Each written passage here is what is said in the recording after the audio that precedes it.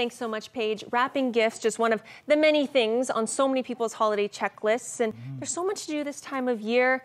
A little bit stressful at times. David Sachs is the Executive Director at Catholic Family Services and joins us now this morning to talk a little bit more about that holiday season. Thank you so much for taking the time. Great to be here. It's great to have you here, and I'm so looking forward to hearing your insight on families and some of the situations or stressful situations we can find ourselves in at this time of year. Well, I think that there's a couple of key things that happen to us all. One of them is that we have a lot of stress around money this time of year, and sometimes we get carried away with trying to make everyone happy, trying to find the perfect present, trying to cover everyone and everything that we know.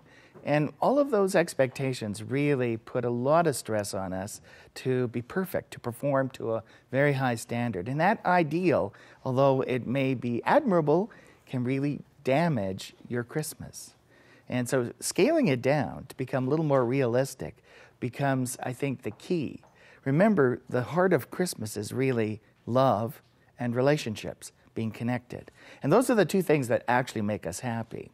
The perfect gift may surprise us, and let's face it, some of us have had gifts that surprise us in a negative way, but gifts don't actually make you happy. It's the connection with the person and their glow in their face when they give you something. That's actually what lights your light.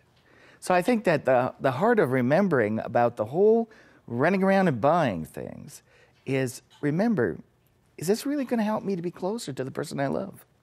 Is this really going to show that I care about them and I'm connected to them?